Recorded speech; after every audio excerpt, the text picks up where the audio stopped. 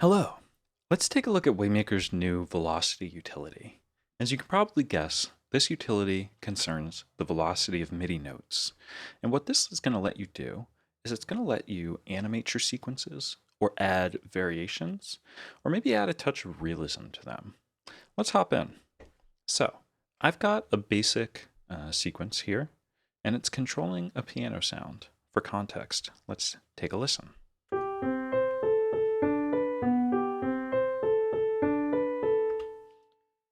So let's go ahead and load up our velocity utility and take a look at it. We've got 5 different options here, and we're going to dive into each of them kind of in order of how complex they are. So the most simple is this pre and post gain. All these are going to do is they're just going to let you add or remove from the velocity of a note.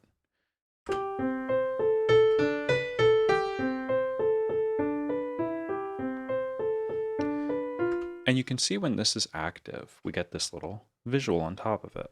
And that's showing us the original velocity and what this utility has done to it. So we've got one gain at the start of this chain and one gain at the end. So you can kind of control how notes are going into it and how notes are coming out of it, just as a convenient little thing. But you could totally just use this to change the velocity of notes in a blanket way if you wanted to. Next, we've got this random option.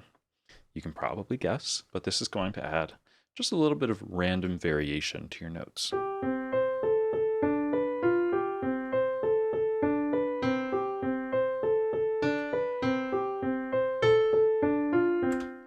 And this is going to add or remove velocity. So this is kind of where our pre and post gain come in handy, because if you don't want it to actually increase the velocity, we can kind of compensate for that over here.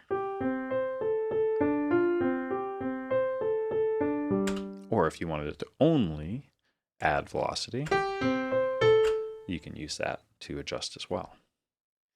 So with these together, you can kind of just get this really interesting and just kind of an automatically more animated sequence with a little bit of variations to it.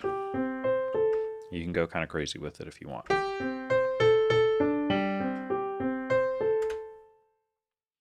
So next, we're going to take a look at the accumulator. This is one of the more abstract options that we have here. What this is basically going to do is we are going to adjust the velocity of notes based on how many notes there were recently. And this is going to kind of help us approximate what happens in the real world when you're playing a percussion instrument or something like guitar. What often happens is when you try to play faster, you end up playing louder. This is definitely a thing on piano where you know if you're trying to really play one note over and over again, you have to slam it. And this option kind of helps us emulate that. So to display what this does, I'm just going to play some notes on the keyboard, and you can see how the visual changes.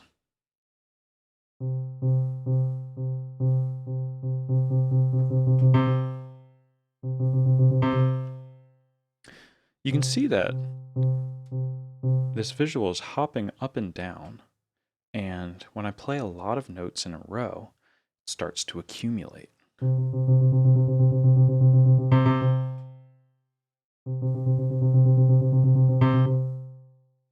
And this kind of helps us approximate that real world effect of kind of needing to play louder to play faster.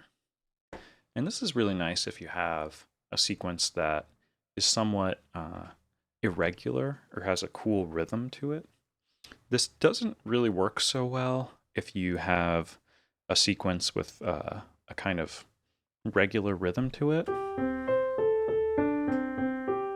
You can see we're not really accumulating if we're just playing these straight eighth notes. But let's speed this sequence up and then feed it into a probability module. I'm going to reduce the probability, and that's going to give us some irregular rhythms. So then we're going to start to see the accumulator accumulate.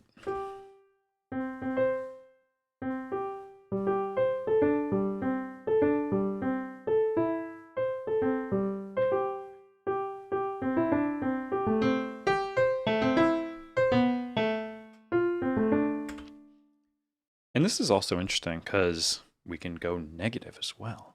If we want to totally kind of do something unrealistic, we could say that when there are more notes in a row, we want that to be quieter. And that kind of gives us like almost like an automatic like side chain effect where, odd notes out kind of in the middle of nowhere will have more velocity. But if there are more notes in a row, we kind of lay off and play them quieter, which can be an interesting effect as well.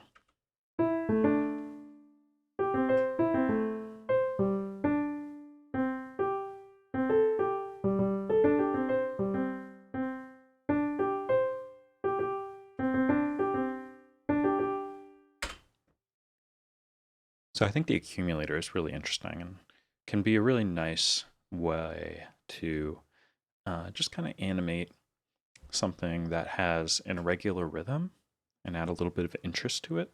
And especially when you're using something that is like a percussive noise source, like a piano or a xylophone, or if you're sequencing a drum beat with Waymaker as well.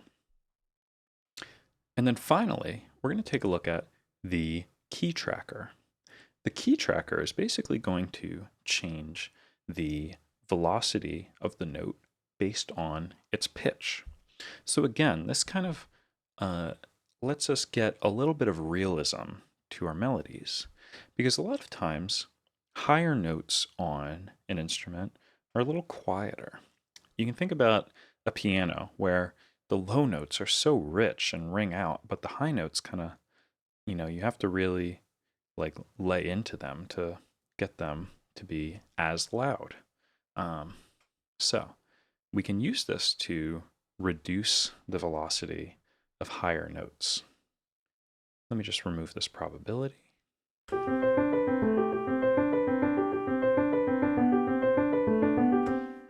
I'm going to slow this back down a little bit.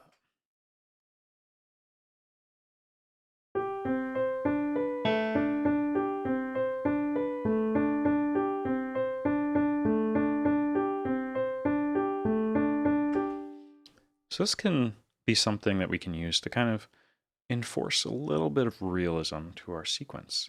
And I like using this because a lot of times if you're playing like a synth or something like that, I like to reduce the velocity of the higher notes because they can get kind of piercing and they really stick out in a mix. So I think this is a nice way to kind of compensate for that without, using an EQ or something like that. This is kind of a nice way to just say, chill with the high notes, basically. But we could also do the opposite of this. We could have our high notes stick out more. And in this case, it'll almost like add kind of some accents to our sequence. Let's hear how this sounds.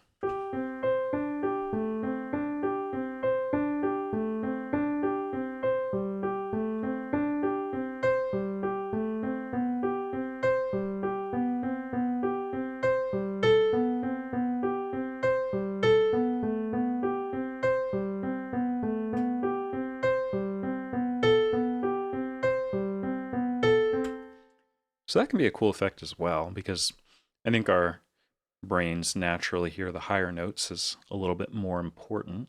So in the case of something like piano, it's kind of cool to add velocity to those high notes and kind of say, hey, these are the accents, and the rest of the stuff is kind of filler.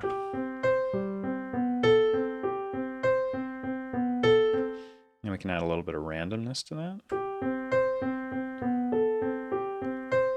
We can dial in the range.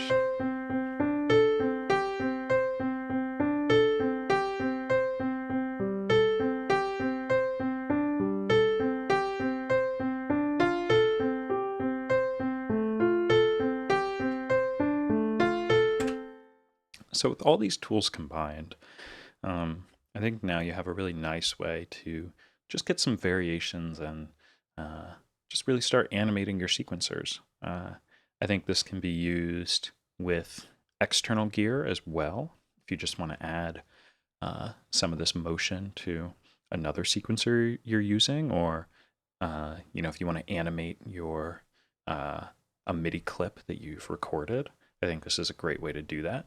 And I think overall, this just kind of adds a new layer of complexity to the sequences that you can make with Waymaker. So I hope that you enjoy, and I hope you make awesome music with it, and take care.